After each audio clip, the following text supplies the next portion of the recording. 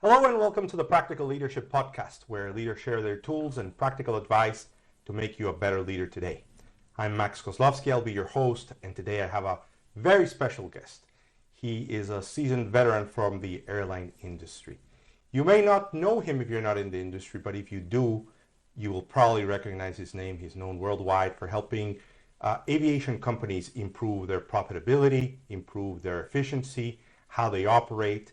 And to me, one of the most interesting things about what he's been able to accomplish and do is his ability to build teams, to have people care for what he cares for, work together, and try to build things that are special and that are even beyond what some expectations have been. Very, very happy to have you here today, Nicolas Rhoads.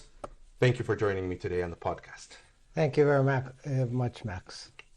Well, I know that there's lots of great things happening in your world. What is something good, fun, happy that's been happening in your world recently? Well, I think the best thing that ever happened to me is that I got my early retirement, if I may call it so. And I retired from Aeromexico after 30 years. I think it was like 2 or 3 months ago. And that was the best, especially after all what we did in COVID. And all what we negotiated and all what we did to save the airline during COVID. Yes, so there's a a whole backstory of having to navigate through the different challenges, right, of the 2020s and beyond, and even before that, a lot of projects that led to a lot of effectiveness and efficiency. And here's the thing: one thing that I know about you is this ability to relate to people, build relationships at the highest levels, at the lowest levels, and all around you. But before we kind of go and get into some of that, I'm very curious to hear a little bit about when did you first learn about this idea of leadership or this concept of leadership? Where did it show up in your world? Oh, well, the first time I learned of leadership was when I got to work with the unions. And to deal with the Mexican unions, which, as you all probably know, it's not that easy, no? So that's the first time I learned about it. And why did I learn about it? I learned about it because to be able to negotiate with them, you have to understand them. And you have to be a good leader, no? You have to be a good leader by making sure that you have a solid team, a team that helps you bring all the tools you need to negotiate, and that brings calmness. No, I think calmness is very important when you do a negotiation. Why? Because in the past, how unions used to work is that it was so funny. Every time we used to have like a union negotiation, it was typical. Like 2 or 3 months before, they came with this huge paper saying, oh, you're not complying with all these issues that from our contract, no? So what did we change here with the people and with the team is that we made sure that we treated the unions as what they are. What were pilots for us? I ask you. Hey, tell me, I'm guessing, pilots are a cog in the wheel, right? Like if you're looking at it from a big perspective, of course they're flying the planes, but they're one more person that you need to make things work. No, but they were our clients, right? So to be able to treat them as clients, we had to understand them, first of all. And second of all, you always, as what I told the team, no? You have to treat them as clients. When a client comes to the bank teller, you always have to treat him nice or her nice, right? You have to give them service and everything, though you can't give them anything they want, right? If a client comes and asks you for $3 million and he doesn't have them in the bank account, then you can like answer and say, well, sir, we don't have your $3 million in your bank account, but guess what? We have this loan we can give you, and it's so good and blah, blah, blah, but you treat them as client. And you have to use empathy. And why I am mentioning this? Because when we treat them as a client, they were not able to have that tool as they had in the past. Whenever the union negotiations came, they had all the issues resolved in the right way. I mean, not as they wanted, but they couldn't have, like, for instance, a huge thing they had were hotels. Every time we went into negotiations, they had an issue with the hotels, because the hotels are a tool for them. It's not like when you or me go to a hotel. It's they had to rest, they had to have the blackouts, they had to have all these things so they didn't have fatigue. So what we did is, one of the things we did is, together with the team, is that we saw the process of the hotels. We did like a white book of the hotels. We redid all the process, and we brought another company that helped us give them service through the hotel. So that was gone, right? Another issue they had. Let me go back to ask some questions, because you're giving us some really important advice here, some really important ideas. So one of the things you shared is like this idea that you had to level up your leadership during this very difficult situation. And one of the things that you understood was the importance of understanding your stakeholders as clients, right? Each one of these different stakeholders, when you think about them as clients and you understand their needs, you can have the empathy, you can build a conversation, you can build a relationship, find common ground. And that was one of like the big transformations during that big challenge. Sure. And you have to treat people as people, right? A pilot and a flight attendant, as they sometimes say, you can't fly planes without them, right? So you have to treat them as people. They also have a family. They also need to rest. They also need to like walk around and be able to walk around the hotel as you do when you get home, right? So we treated them as people, no? So they felt the empathy of me and the team of treating them as people and as clients. No? So Nicolass, I've known you for a long time, so I know a lot about your personality, your style. Where do you think this need or tendency, this trait of caring about people comes from? Because I've always seen you as a very caring person, right? You're always looking for other people's needs. You're figuring out how to serve them. You're looking for what they want, how to make sure they have what they need. Where did it come from? How did you learn this? Oh, maybe, I guess, from my family, you know. I'm a father of 3 kids, so I guess it comes from there, no? Whenever I had my kids, especially when they were teenagers, that was an issue, no? Because we had to treat them as people, as part of the family, but it was really, really difficult to see them and to comply with their demands, right? But if we treated them as part of the team, as part of the whole system, they grew up and they say, "Oh, cool. What should I ask for now if they treat them as part of the system?" No? So I guess that's where I started, because I started with my family very young.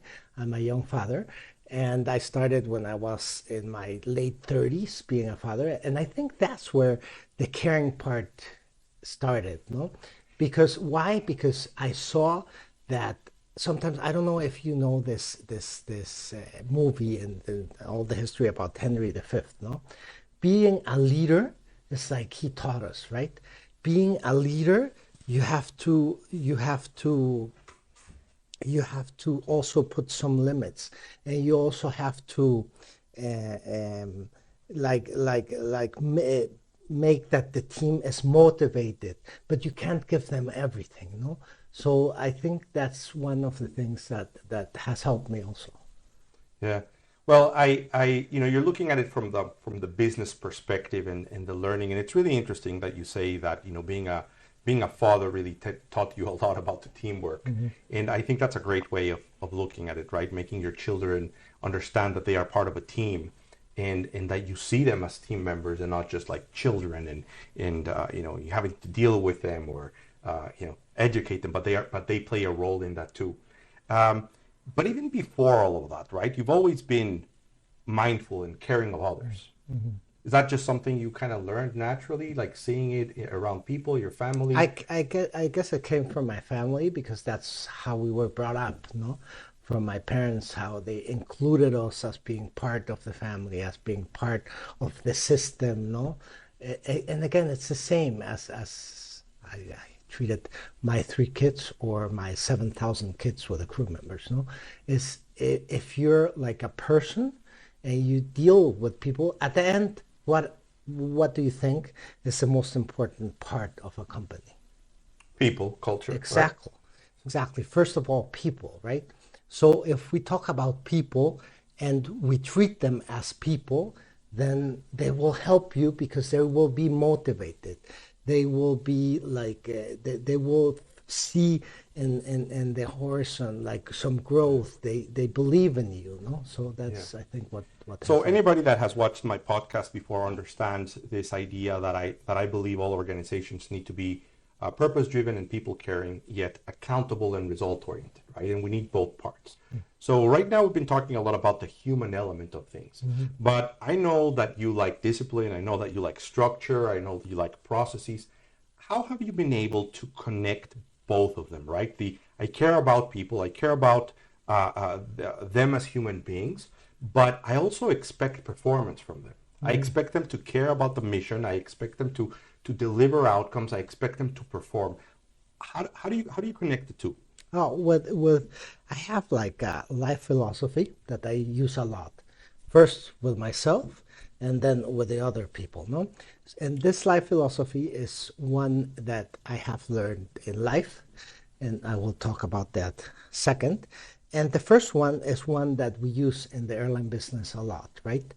And that's the theory of the oxygen mask. You know the theory about the oxygen mask? Your oxygen mask first. Yeah, so exactly. So why am I saying this? Because as the flight attendants always tell you when you're on the flight, to be able to help others, you have to be well first, you, right? So that's the first. You have to put your oxygen mask first, be well you, and then help the others. That's one life theory that I have, and that works with teams very well, right? Because if your team is well, you will have results. If you hit them, if you don't treat them well, if you don't listen to them, sometimes they have the best ideas. I can give you like an example. And when you say hit them, you mean verbally. Yeah, of course, of course. You can hit them verbally too. But like I have like this example. I used to have a lot of trouble, and if my colleagues from Aeromexico listen to this, and especially my team members I had in the last year, they will probably be laughing at the blast right now. But when I came into this team in customer experience last year, is that I had a lot of trouble understanding it because it was the millennials, right? So it's like it's like people that I did not understand before, but afterwards, if you treat them and you try to understand them, I actually do things now like millennials, right? Because I understand them. So it's like understanding, being empathetical, right?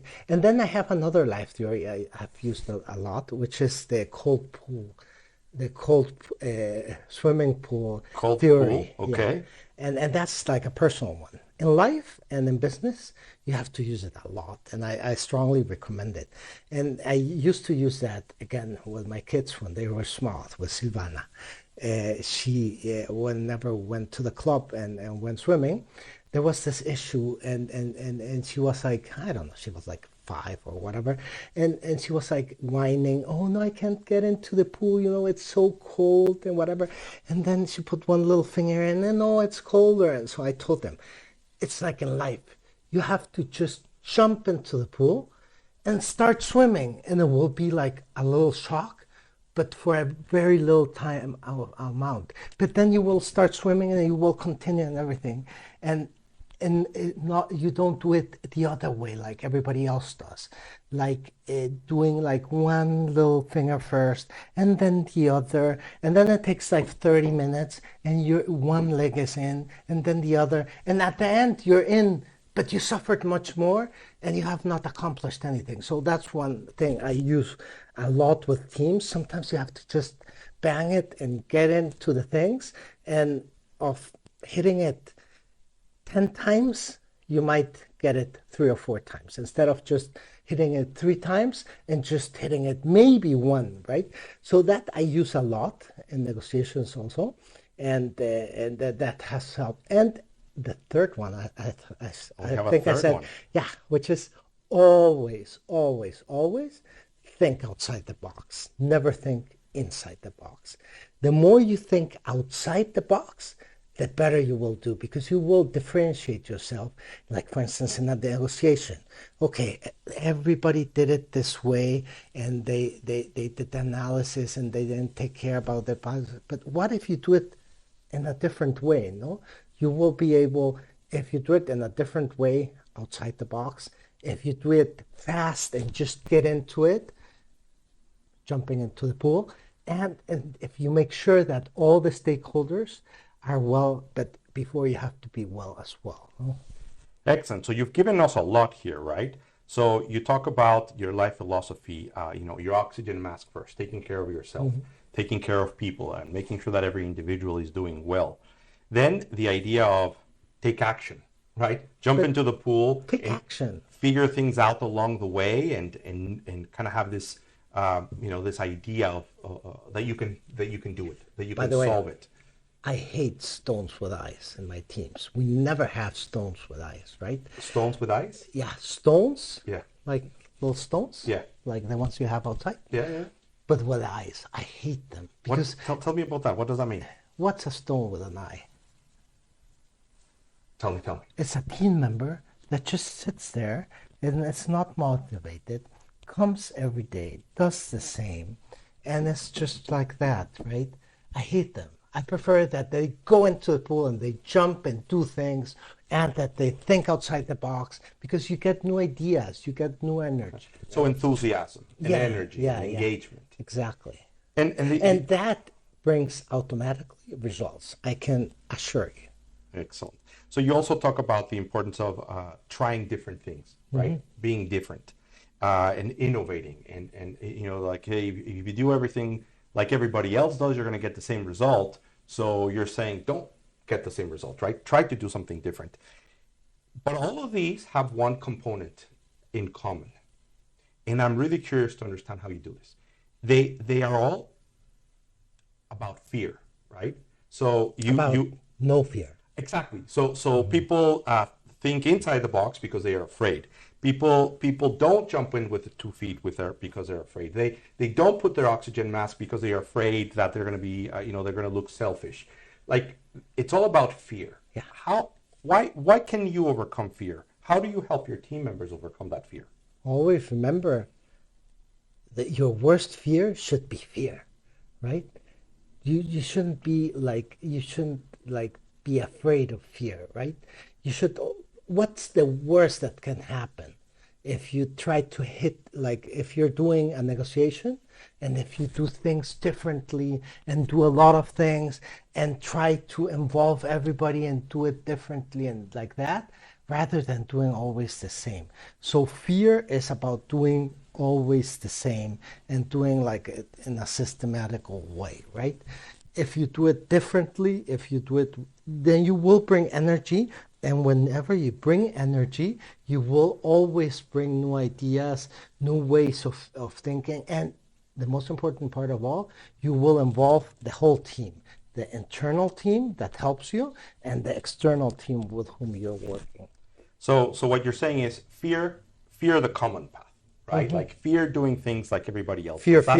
That's what you should fear, and you should fear that. Now, you said something, and I want to make sure it's very clear, because, again, knowing you a little bit, it's not about improvising, and it's not about just figuring out what to do differently just for the sake of doing it, because you're actually a big stickler for products and for process. I mean, Of course, right? yeah. Creating process, creating systems. So how do you marry this need to create processes and systemize things with the idea of being innovative and doing things differently? Because they seem to be opposed, but they aren't.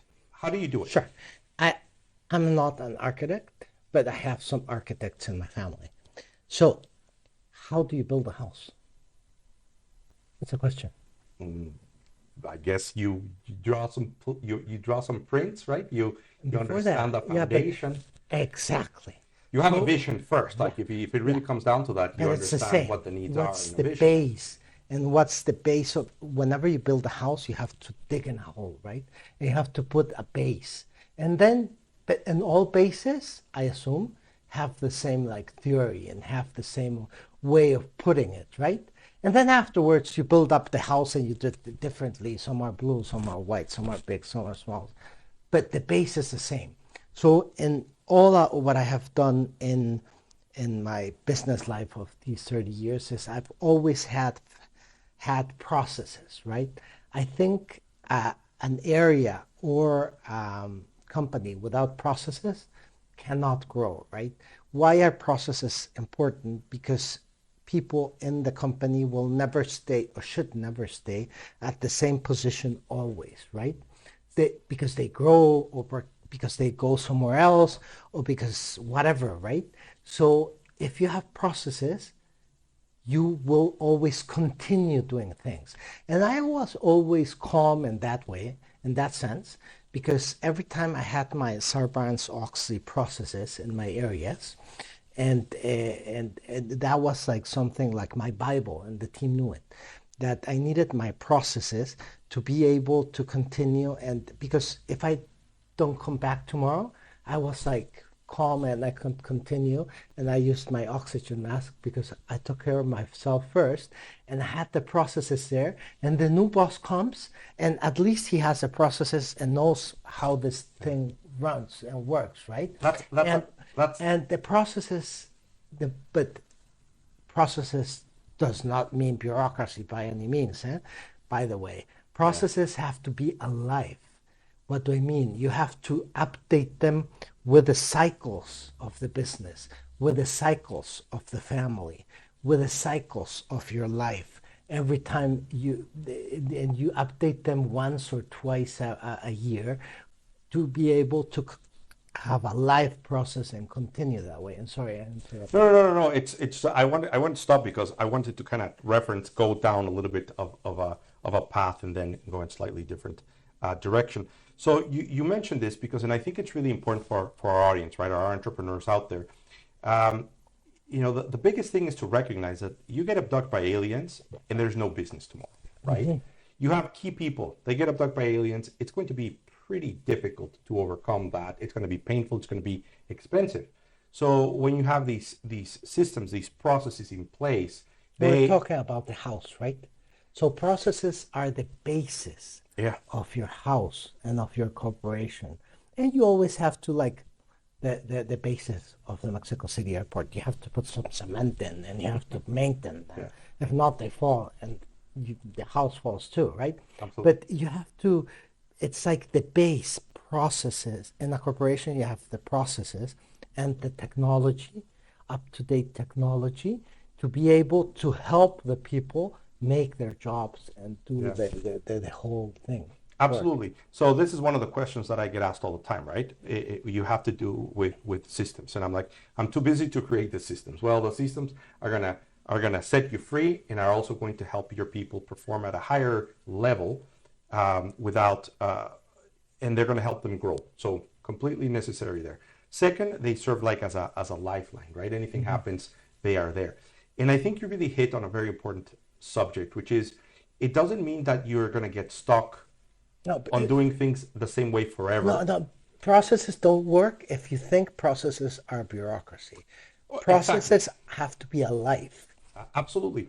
And just to illustrate this, right? I always like to say, look, if nobody's following the process, the problem is the process is probably not a good one, right? Because if it's making it more difficult for people, you have to adjust it. If there's it's too much bureaucracy, but when you have a good process and it's easy to be followed by most and it delivers the outcomes, then you have the foundation for really building up. And I think it's one of the pillars that it's really interesting to talk about because sometimes when I talk to smaller businesses, right, not necessarily an airline, they are like, well, how do I even get to work on these systems? And what happens if I don't get it right? What happens if people don't follow it or we have systems that are not being followed?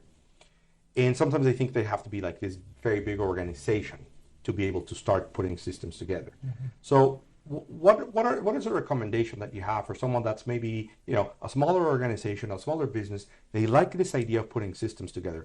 How is one way that they can get started in just understanding, how and where to start building these foundations? Well, first of all, if you're like, how did we do it in the airline I worked for, right? We had 60 planes. Today, when I left the airline has 150 planes. So we almost grew 3 times, right? And 3 times the size of what it was. How did we do it? When we started, we didn't have any processes. Everything was like in a little black box. Like you had like the experts, what I call the experts, that if you thought that if you didn't have X person, then the company can't go along, right? But that's when companies or small companies don't grow. You have to go the next step, which is professionalize it and put processes and put these foundations, like in a house. You cannot have a house with a person there holding it, right? That person will die, that person will leave, that person will like go to the next house or whatever, right? So you have to have like a process, and you have to build it and make sure that it moves, and it's like, and you put some cement sometimes in so it continues the right way, a different cement because it might be raining now or whatever, right? So that's why you need the processes first. And I'm not sure if I'm No, clear. that's perfect. So we understand that we need the processes. Now, if you're taking to someone, it's like, okay, great, I need the processes. How do I get started? How do I get started in building some processes that work? What would you tell them? How can they get started? First, you have to draw how you do things today, right? So you're an expert because you're a small company and you have experts. A small company always has 1 or 2 persons that they think they can't live without them, right? So take those people and interview them and start jotting down how they do things, right? They should tell you. So then you put the process in, and then after you have this process, you go and after you have all of the processes, you go behind and what's your objective? What do you want to be? How do you want to do it? And you start like changing the processes and adjusting them with the growth you want to have. And you in time, and the company itself will help you to put them. And I also mentioned technology. Try to do as many bureaucratic things and as many things that are systematic with technology. And you don't need like airlines, you don't need Sabre to do everything or Jepson to do anything. You can do it yourself and use macros with Excel or use certain technology you built yourself, and then when you're much bigger, then you think about the expensive things, or when you have a big cash flow, right? Yeah. But that's what you need. And then one very, very important thing, talking about people, is that you need all the 3 parts of a company, like interlinked, right? Linked together. Like processes have to be linked to technology, to people. How do you do that? With the job descriptions. In my teams, my people always had their job descriptions, right? Because I wanted them to know what they came for, right? So they felt important. I came to do this and this and this and that. But that was the link between these 3 things, because the job descriptions always had the process, so they knew how to do things. They had the technology, which was the help how to do it, and then the person itself, right? And what you need from that person. Excellent. So again, there's a lot here. So I like the idea, right? Let's start simple. And I agree with you 100%. If you have a business and it's been around for a while, you're able to deliver a product or service, you probably have a system, whether it's written down or it isn't written down, right? It's a way of doing it. Yeah, exactly. There's a way. The mom and pop like little shop. Yeah. They know how to do things, but it's not written. Just exactly. So jot it down. So there's a way of doing it. Start documenting. Start asking the question: how do we do this? And how do we do this? Then there's a second stage which you're talking about. It's like, well, why do you do that, right? Why do you do that? What are you trying to accomplish here? What is the purpose of doing this job, this work, this effort, right? And then it allows you to figure out what needs to be improved, what needs to be optimized, what needs to be removed. You can start to figure out if there's a better way of doing it, right? And then the second part is I really like this idea of automating as much as possible, right? There's a whole lot of technologies out there. And Why try to redo Yeah. the circle if it's already drawn? Makes like the technology worry about how to make circle. Yeah, you touched on a principle that I preach myself, which is this, right? First, do it yourself, the easiest way possible. I mean, if it's pen and paper, do it because you're going to understand what And matters. if it's a pencil, even better. Actually, a pencil's even better. So you do it by hand, and then you're going to learn so much by doing it by hand. Then you're going to be like, well, I wish I had a spreadsheet to do it a little bit easier, right? And then you have a spreadsheet, and we're like, well, I wish that these two things would work together. And then you figure out how to do that. And then you start to build based on needs, and you don't end up getting like overwhelmed with technology that is, at a completely different level than you are, and then you get frustrated, and I'm paying for this, I don't know how to use it. And you get overwhelmed, and you're like, the hell with it, and then you end up not doing anything. Because I see that happen, right? So start simple and build onto this. Then you talked about the job descriptions. Job scorecards is, by the way, one of the things in my process, in my coaching, right? That's among the very first things we got to get very clear on. What do you ultimately get paid for, right? And then sorry that also motivates teams, right?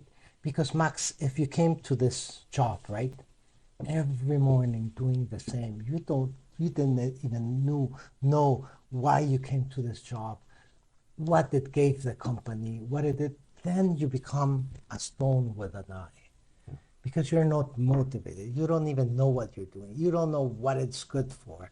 Yes, and it's like systematic. And the job descriptions tell you, oh, I'm here because I'm doing it this way, or I have to do it kind of this way, and it's good for the company in this way, right? I'm going to be recording a video on this idea, but I'd like to get your thoughts on it. And here's the thing, I believe that with all the automation that's happening and everything that's happening in the world, and one of the big problems that I see in business is that you have a bunch of people doing stuff, right? Like You don't even know what it's good for. people are doing stuff. And I think that the problem when people are doing stuff is they're going to lose their jobs because there's going to be so much automation. But what you want to do instead is have outcomes, right? You hire people to deliver outcomes, not to do stuff. Yeah, but the people need to know What that they have to do. outcome Exactly. is good for, not what that stuff they think they're doing is worth. Absolutely. So they know what their outcomes are, and then you can engage their creativity, their imagination, their engagement, their expertise, But again, their knowledge. how do you motivate them? How do you motivate them? No, I'm asking you. This is my podcast, so you get to answer. Well, you motivate people again, and that's how we started, by making them feel important. What they're doing is important, right? Like what a flight operator is doing daily is totally important for the company. What the CEO is doing is totally important. What the guard and the door is doing is important. If you have people, all the people, from the cleaning lady up to the CEO, thinking they're important, and knowing, actually not thinking, knowing they're important, you will have the best company ever. And I know I can't talk about companies, but I will talk about certain companies that do that very well in my industry, right? Yeah. And that know about people, which is the key. And like what airlines always talk about and care about their people. Yeah, absolutely. Tell me too. We talk a lot about this idea of line of sight, right? When people understand why they are important, right? They own a line in the P&L. They understand how they're having a positive impact in the business. They can see how their contributions matter. It generates that engagement and it generates that desire to cooperate. Quick parenthesis here. You can see how Nicolass doesn't do things the normal way, and he likes to innovate. He's the first guest in 2 years that asks me to answer the questions. So you can already tell that he thinks differently. He If not, I behaves would have done it differently. myself, by myself, right? He behaves differently. He likes to do things differently. So you know that what he's talking about is actually true, and he's not afraid either. So thank you for that. And just one last thing also. Yeah, yeah. One tool, you were talking about tools, especially for the companies, right? A tool I have used in my family and also in my teams are team building sessions, at least once a year. You have to have a team building session. What is a good team building session? First of all, it has to have like an agenda. It has to have like a meaning, and it has to have the human part to it, right? You have to make sure you understand who your team members are, right? Like for instance, I'll give you like a little example of an exercise we did in the first team building we had in my last department when we came, and it was the introduction, right? So we had the introduction building team building session. So, well, I said one of the most important parts of a team also was to understand your team, to understand what matters to Max, what is Max mad about, how is Max family, how is all of that, right? So the first thing I asked them before they knew who I was and this crazy thing that's coming, and we don't know why he's coming, and I asked them, please bring an object to the session through which you will introduce yourself, right? I brought like a DC-10 because What a surprise! I loved that airplane in my career, and I feel very fond of it, and I think it's very similar to me. And some others brought like a book. Another one brought a bicycle. Another one brought a teddy bear. Another one brought like a baggage, a suitcase. And everybody brought something totally different. And through the object, they expressed who they were and like that. And that team building session was excellent. Some cried, some had feelings and things like that. So, and we did that in the family as well, right? Once we did a team building session in the city I lived, and my kids were really thought I was crazy, and it was something different because being in the airline industry, they're used to going everywhere. And sometimes, like in one of the vacations, we went into the car and they were like, "Okay, where are we going?" And they saw that we were going downtown to the same town we live in, and we went to a hotel in the same town, which was doing things differently. And we did a team building session, and they had the agenda, and they had to express their feelings, how they felt, and they had to do things. We all did things that were important to each member. And that's what a team building session is to in a family or in a company, right? Why are they important? And why am I saying so much rollo, as they say in Spanish? It's because you have to make sure you understand your team and that your team is like well with you as well. This is super interesting because you talk about like family values, right? Mm-hmm. Treating your people like family. Well, you're treating your family as a team. So it actually goes both ways. So it's just like a very clear representation of how you see your team, how you see your family, and how you see them as teams. Mm-hmm. And you want them to succeed. You want them to do well with systems and processes and accountability, mm-hmm. and with lots and lots of care, mm-hmm. for that. So I like to ask this, especially from the most caring of people. Mm-hmm. How do you get rid of people? Right? Well, how do you identify that someone is not going to be a good fit, someone's not going to perform, someone's not going to be able to be part of your team, and how do you move them forward? I always have in mind this part of this movie of Henry V, and where he had to kill his best friend. And as a leader, sometimes you have to act in ways that hurt you a lot, right? And when he had to do that decision, he suffered a lot. He was crying, right? But he had to do it because if not, the team would not be, the army would not be motivated, or the whole army would not be motivated. but he had to do it to be congruent. So he had to kill him. So it's the same in the And team. consistency, the importance of Yeah, consistency. consistency and limits. Consistency and limits in life are key. If you are consistent with what you say you do and how you act, and you always put limits, you will do well, right? And that's sometimes very hard as a father to do, or as a boss to do as well, right? Maybe there's like this father that has 4 kids, and he's like the one that is bringing the money to the family, but he's a disaster, and so you have to kill him, right? Or he has to leave the team. So that's very hard, but as they say in Spanish, before killing my grandmother, I should kill your grandmother first, right? So I didn't know they said that in Spanish. well, not killing, but before that your grandmother dies or that my grandmother dies, your grandmother first Okay, should die all right. first, right? So you have to put the team first. Yeah, the team should be first, because that's the one that has that's bringing life to the part of the company you're sustaining, right? And if there's like a little black rice right there, you have to get rid of it immediately, you know? Immediately. That's an important And without word. feelings. Remember, companies are not about, in that way, it's not like a family, right? So you have to use your head there, not your heart. In that part.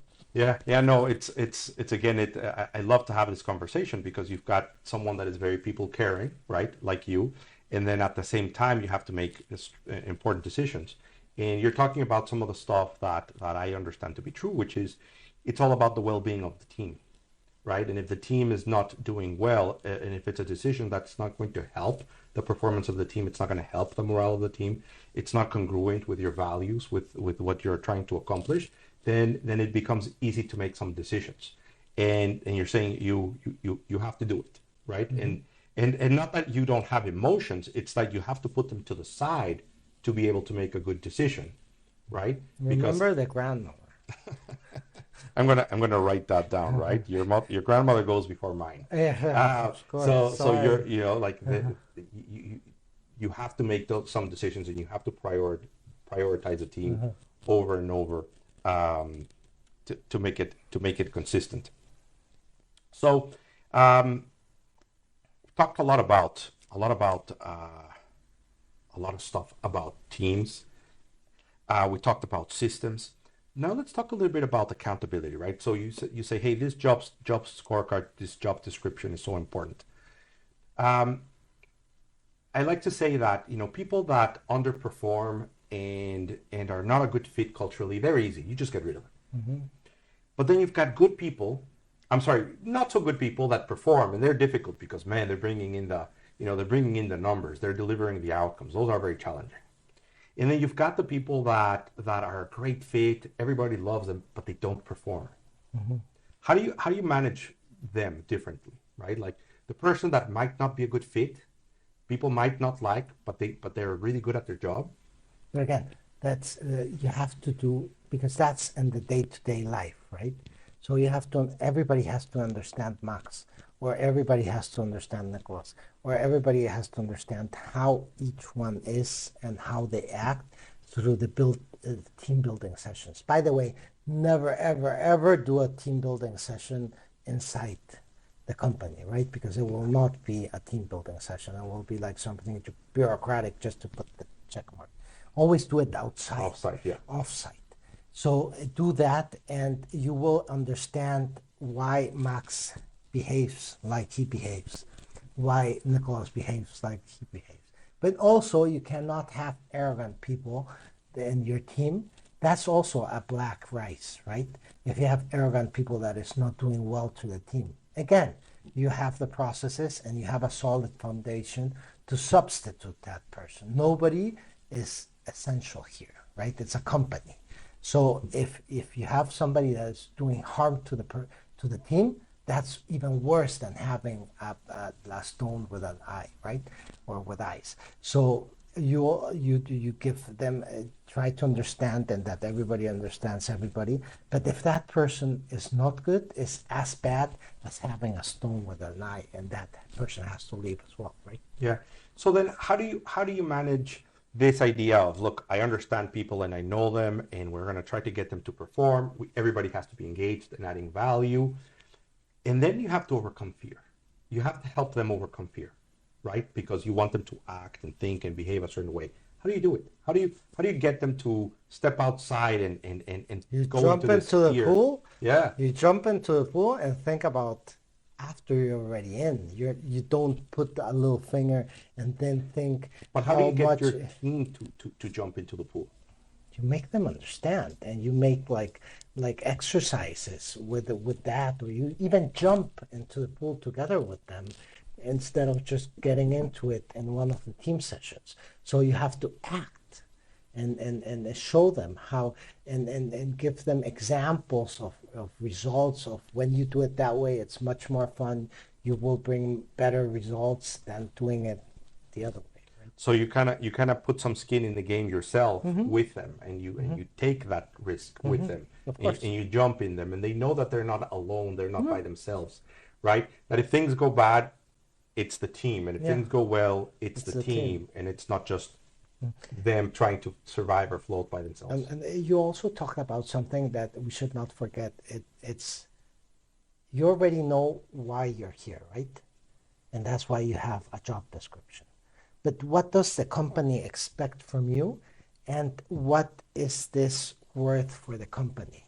And how do you measure that? And how do you make sure the company, the person will understand that?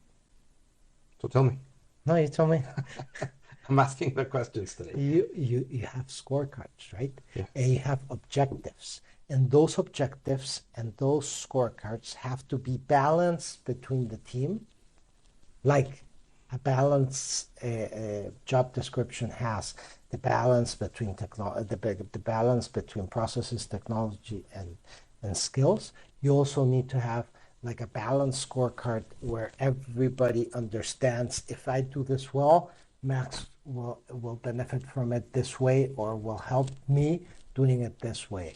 If I do it this way, Sandra will perform well and she will do it well. So that's why having like balanced scorecards, by the way, and balanced scorecards are like processes.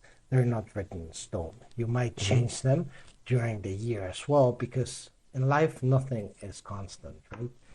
Well, there's one thing constant in life, which is change. And so that's why you have to be able to move that as well. Yeah. I really like that point of people really understanding the interconnections, right? And the constraints with each other.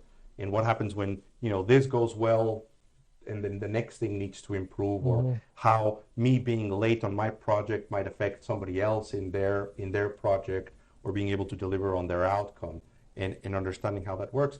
And you mentioned something else that is really important to me, because I like to talk about, I make fun of this like 1950s management style. And for many years, you had a job description that stayed the same for 20 years. And now one of the things that I find is that we're changing them quarterly, right? As the priorities change and we're doing quarterly planning, these priorities, these metrics can be changing, right? Now, typically, there's a few things why any position gets paid for, but what exactly matters this quarter can evolve. Good that you're talking about pay. And that's something we have not talked about.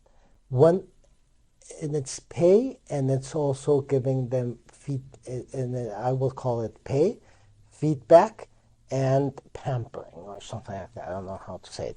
But it's if somebody comes to a company, the first thing they answer when you do the question, what should be better in this area, is pay, right? Nobody's happy with their payment.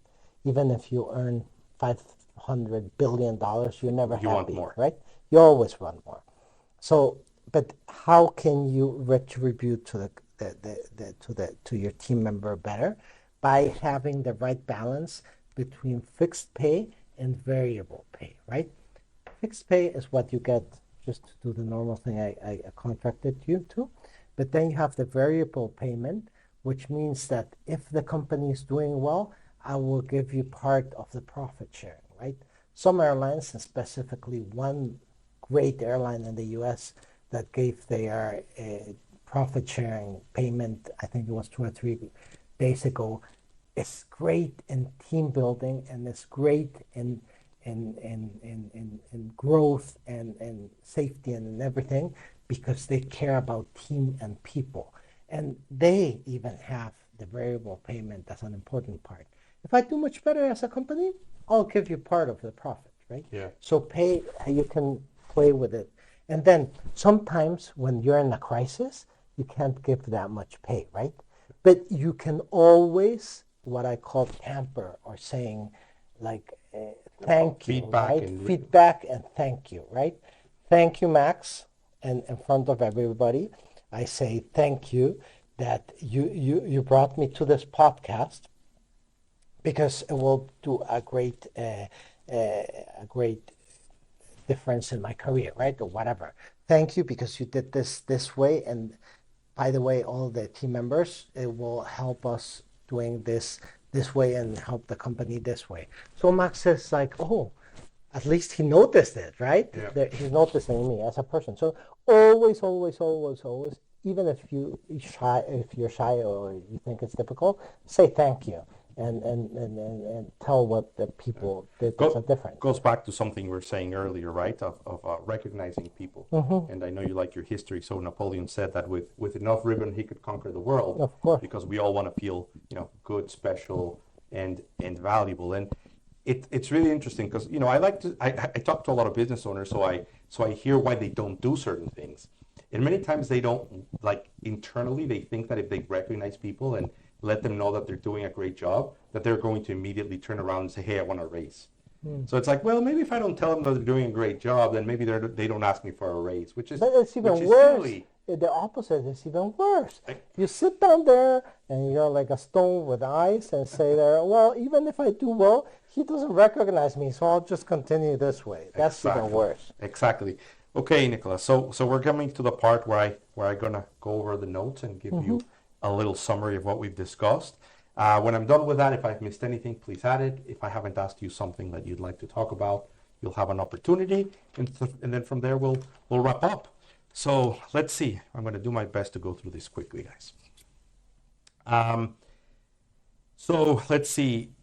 I think we started talking about how dealing with the unions like really leveled up your leadership style and your understanding of recognizing your stakeholders and recognizing each of them as a client, and the importance of understanding. And as a person, right? Understanding them as a client, then becomes a person which has needs, has wants, has feelings, has all these different things. And then once you can understand them well, you can figure out how you can serve them better. Then we talked a little bit about, we talked a little bit about your children in learning how to work with them as if they were team members as well. Even when they're young, they're not just your children that you take care of, but they're part of the family team, and they have a role, and they have a say, and they have accountability and responsibility, and they have things to do, and just how that really translates to them doing good for the family, right? Then we talked a little bit about like 3 philosophies that you have in life. So the first one is like oxygen mask first. You've got to be well before you can help others. And your team members have to be well before they can help the team. So it's about making sure everybody's taking care of each other, but it starts with taking care of yourself.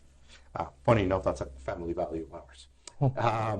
Number 2, the philosophy of just jumping into the cold pool.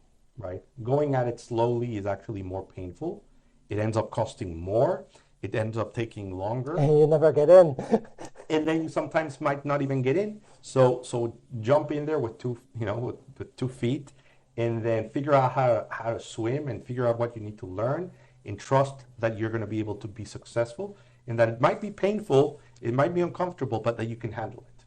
That you can handle it, and that your life will be much better because you did.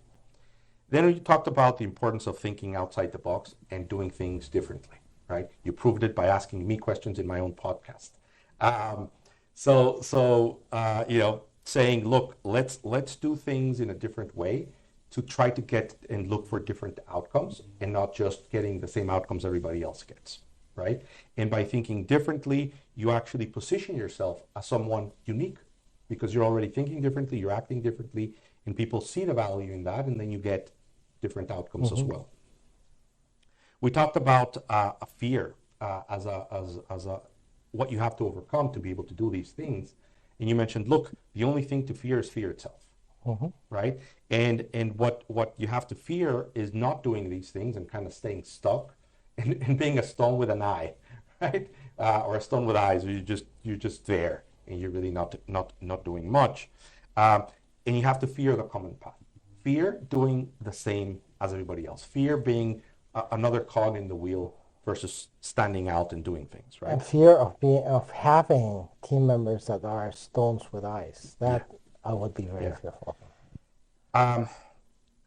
Then we talked a little bit about systems and processes and recognizing that people need to grow in the organization and they need to evolve and they need to be easily replaceable too, right? If they get abducted by aliens, they should not interfere with the operations, right? Somebody else should be able to step onto their job and be able to move things along. And we said how critical that is, because first thing is, if you create a great system, somebody else can take over your job and then you could move on to a more important job, to a different job. Second, if you can't make it to work, somebody else can handle that and business continues to run, right? So, airlines need to get those planes up in the air and it has to happen, and it has to happen on time. And sometimes, first safe. And safely, right? But in business, many times we don't quite see it like that. It's like, well, the plane didn't take off today, but pretty sure it'll take off tomorrow, right? In your industry, it has to. So there's these philosophies force you to be able to catch those planes, right, and get them going. The processes are alive, and they are changing, and they're improving. It's not about adding bureaucracy. It's about creating a best way to do things and being able to replicate that a bunch of times, right? So and being able to have continuity, right? If consistency, continuity. If we leave, the company has to continue, right? The flight has to take off. Absolutely, absolutely. So you put all these things together, and you recognize that you have to. I'll give you a great example about processes and that are not bureaucratic. Sorry to interrupt. Like in my industry, you have the best technology ever, and it's the safest to travel by air, right? You agree? Yes, yeah. Well, we still have processes that seem bureaucratic, but that are not bureaucratic because they are the base of safety and consistency. Like every time you take off, you have to do your checklist and do your processes, right? As a pilot, like land gear down, flaps this degree, and that comes in a process. Sometimes you change it because technology is kind of doing it this way, but that's why it's the fundamentals of safety, right? Yeah, which goes perfect with what I'm gonna with what this part of the conversation, which is draw out how you do things and really understand the objectives of each segment of those processes. And one of the best ways that I know how to create these systems is through checklists, right? And just on a side note, kind of going along with what you're saying, apparently surgeons in surgery rooms have checklists, even though they've done the job 1,000 times. But apparently, without the checklist, they would always be skipping something. So the checklist always helps in supervising. So that's another conversation for another day, but there's tons of value in creating checklists as part of your systems, right? We talked about the importance of job descriptions. People need to know what they are here to accomplish, not just that they do stuff, but that they are here to get things accomplished, get outcomes done. And the value they bring to the company. Right? They understand the value they bring to the company. They have the line of sight. They understand how they are contributing to the well-being of others. We jumped in, we talked a little bit about the team building sessions and the importance of taking your team out and spending time with them and getting to know them and getting each of them to know each other.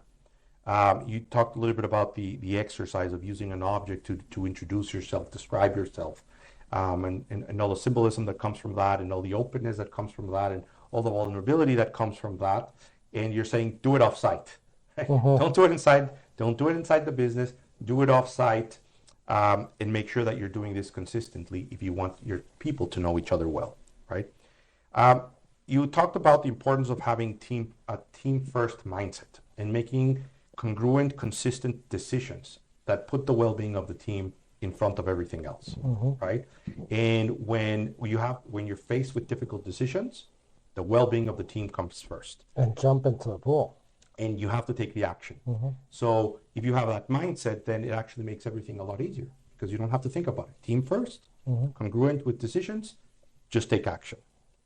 And then we went back to saying, hey, how do you help them overcome fear?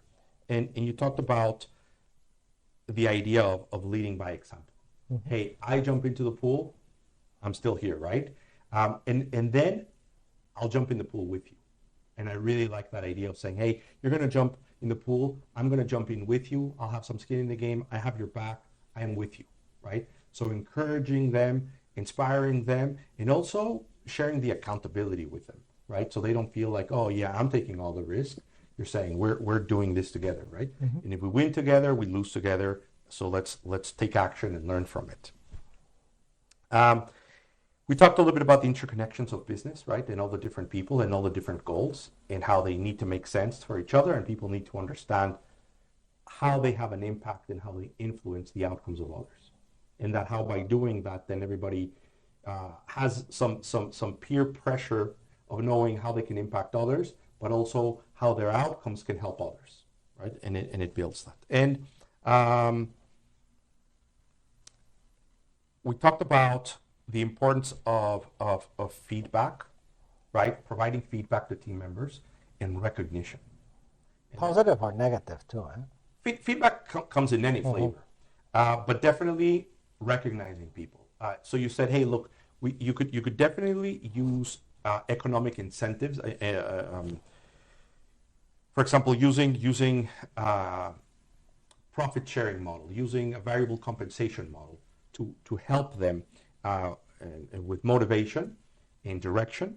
But even if things don't go well enough to where you have those incentives, economic incentives to give, still recognize people for their efforts, recognize people for what they are doing right, keep them motivated and take care of them, pamper them with words and support for the ones that are doing the right things. And many times it's so easy to see everything that's not going how we would like, to see everything that's going wrong, that we forget to recognize what is going right and what is working well. So make sure to recognize it. I'll give you an example of this. And you don't have to spend millions, or you don't have to spend that much. Saying thank you doesn't cost, right? But some physical thing doesn't cost either. Like my hobby is cooking, right? So during COVID, one day what I did, I cooked like 7 breads, actually like 10 bread loaves, and I sent them with a driver hat, which I still had, and he didn't know what to do during COVID. And I sent it to each house as a surprise with a coffee to my team members and to my peers, just of saying thank you for supporting me. And it didn't cost anything. Instead of doing this huge bread loaf at home, I did 7 or 8 small ones for the ones that helped me, right? So it's not about, it's and the people really, when they ate it and then they thought of you, they were like, oh, well, he cares, no? Yeah, and that was something doing outside the box because nobody did it also. Right? Yeah. So really going above and beyond and showing it in unique ways. What else did I miss? Anything else that you'd like to share that I haven't talked about? Sure. I think it's just like as a conclusion, I think as a leader, you always have some responsibility as well, right? Like at the beginning when you're young and you're like a young leader, you always have the responsibility of learning, of doing stuff, of making enterprises grow, of bringing value to everybody. But then at my age, I'm 52, sometimes you also have to face reality, right? And what's next? You cannot be always like that for the rest of your life, right? What's my responsibility now? I've done all this. I've seen an airline grow from 60 planes to 150. I seen an airline grow from being a regional domestic carrier to a global carrier. Uh, but what is my responsibility as a leader right now is to give this knowledge back, right? To give this knowledge back to the younger generations. So I think as a leader, you also have the responsibility later to give back and give feedback and show people how to do things. And just to finish this, I would like to give you a little gift to all of you. And that's there's like this Harvard podcast, which is called From Strength to Strength. You can look it up in the internet. Just look at it. It gives you the theory of how leaders like Tesla or how leaders from Apple or how leaders like Richard Branson did it this way, right? They grew like Richard Branson. He's like my leader. How he did it, like thinking outside the box, challenging everything. He challenged Coca-Cola. He challenged British Airways. He challenged the AT&T. He challenged everybody. He went into the pool and did it, right? But he did that. But after that, right now, he's not challenging everybody. He's trying to teach people how to do it. Give back, not just receive. You also have to give back, right? So that podcast talks about that, and I'd love everybody to see that. It's Absolutely. a great one, and I think it will help you as a leader, as a mature leader at the end, to always have that in mind. Excellent, excellent. So we'll make sure to bookmark. Now for you, this little plane, because planes are my life, so every time you see it, you can think about our podcast. So for those of you that aren't watching, I'm holding a plane that Nicolass demanded was on the table here today. Otherwise, he wouldn't do the podcast with me But I brought it, by the way. So he brought it and he gave it as a gift, and he said, we have to have this plane on the table, otherwise I'm not doing the podcast. Thank you. I didn't know it was going to be a gift. Thank you so much. Thank you. For that. Every time I you see appreciate it, think about what we talked today. Absolutely. So just to wrap up, I know there's a lot of things, a lot of cool, fun, happy things that are happening.